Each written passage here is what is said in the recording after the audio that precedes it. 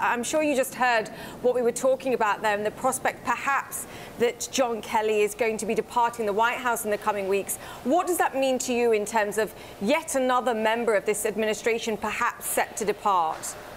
Well, first, it's good to be with you. And secondly, this is not a surprise. We've been hearing these rumors for a long time that Mr. Kelly has not been that happy in this position, and the president has had his issues with his chief of staff. Look, it's an extremely difficult position, but an extremely important position for the Trump administration. You need someone who can coordinate the matters that go to the president, and that's not easy, and coordinate what the president does. So it's going to be tough to fill the position if, in fact, he's leaving, and it's something that will affect certainly the functioning of the White House. Senator, I want to move on and talk a little bit about trade and sort of the needle that the president is trying to thread here as he participates in that groundbreaking at the Foxconn plant in Wisconsin. At the same time, he criticizes Harley-Davidson for moving some of its production overseas. What is your concern level about retaliatory tariffs, particularly for your home state and some of the industries there like tobacco? Well, I've already talked to many of my business people in Maryland. Their supply chains are being affected as well as their final products. So there's great concern in our state and around the nation as to what these retaliatory tariffs and this tit-for-tat tariffs are going to mean as far as jobs in Maryland and this nation. I think the main concern is that we're not clear that President Trump really has a trade strategy. He seems to be concentrating on our friends, many of which we have a very fine trade relationship with, rather than really concentrating on those countries that historically have had closed markets to America. If the president would have come in with a plan just for China, I think he could have gotten strong support among Congress and our allies around the world, because of China's trade policies are out of step with international norm. But the way he's going about it, going against Canada, going against Europe, going against Mexico, has caused a great deal of concern, and we believe it's going to hurt our economy. Senator, would you and any other Democrats, for that matter, support the Corker Amendment on trade that would put limits on the president's ability to impose tariffs on national security grounds?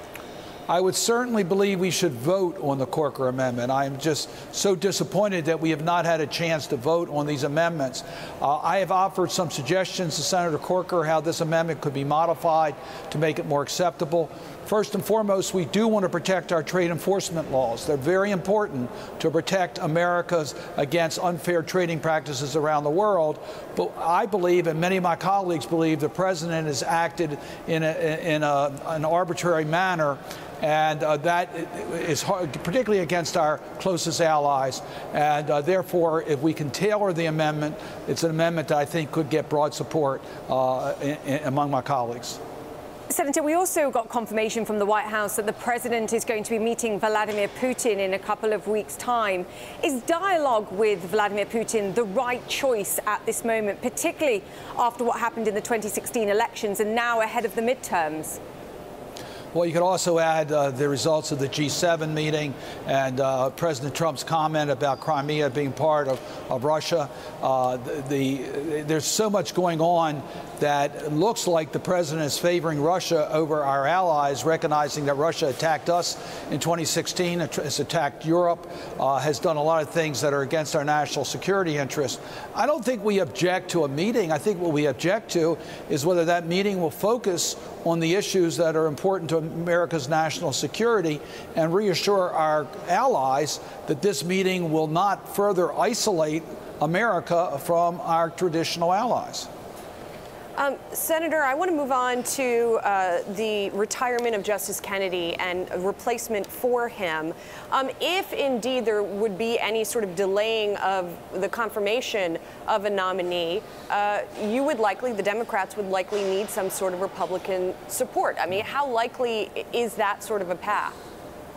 Well, you're exactly right. I think the objective here is to, if the president goes forward and nominates a person that's extreme, that would put at risk the progress that we've made in this country on advancing civil rights, on a women's right of freedom rights, on dealing with the LGBT community, I could just go on the list. If the president nominates a Supreme Court nominee that would change dramatically the balance of the Supreme Court, we would hope that we would have over 51 members of the Senate that would stand up and say no. So I can assure you that the Democrats are going to be focused on this, on what this appointment means in regards to the rights of Americans, and we're going to need some help from the Republican side of the aisle.